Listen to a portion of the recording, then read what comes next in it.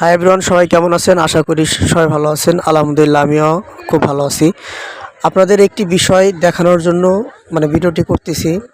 এই দিনাজপুরে সব থেকে একটা আনকমন বিষয়, যেটা আমিও কখনো দেখিনি। তো ভাবলাম যে আপনাদেরকেও দেখানোর চেষ্টা করি। তো আপনারা এই দেখেন, আপনাদের একটা বিষয় দেখায়। আপনারা দেখতে পাচ্ছেন, এটা কিন্তু বলা হয় ঝাড়ু। আপনারা কিন্তু ঝাড়ু সবাই চেনেন, হয়তো বা ভাবতে পারেন যে ঝাড়ু আনকমন হলো কিভাবে। কিন্তু এখানে একটা আনকমন বিষয় আছে, সেটা আপনাদেরকে দেখানোর জন্য মূলত কিন্তু ভিডিওটা করছি। আপনারা দেখেন, এই ঝাড়ুটা হচ্ছে কিসের তৈরি? দেখেন, এটা কিন্তু বাঁশের তৈরি ঝাড়ু। আমরা কিন্তু এই বাঁশের তৈরি ঝাড়ু কখনোই দেখিনি, আমিও দেখিনি, হয়তো বা আপনারাও কখনো দেখেন নাই। দিনাজপুরে মূলত এই বাঁশের তৈরি ঝাড়ুই ব্যবহার করা হয়। এটা হচ্ছে বাঁশ কেটে কেটে একদম চিকুন করে, দেখেন চিকুন করে, একদম চিকুন করে এটা তৈরি করা হয়েছে। এটা কিন্তু অনেক ভারী, বাঁশের তৈরি তো। এই ঝাড়ুটা অনেক ভারী এবং দেখতেও কিন্তু অনেক সুন্দর। দেখেন কিভাবে বাঁধা হয়েছে। আর আমাদের এলাকায় কিন্তু এই বাঁশের তৈরি ঝাড়ু ব্যবহার করা হয় না।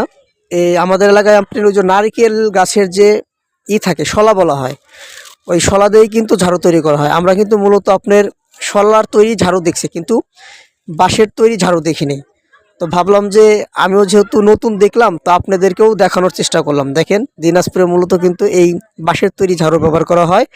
আর আমাদের এলাকায় হচ্ছে আপনার নারকেল গাছের যে শলা, সেই শলা দিয়ে ঝাড়ু ব্যবহার করা হয়।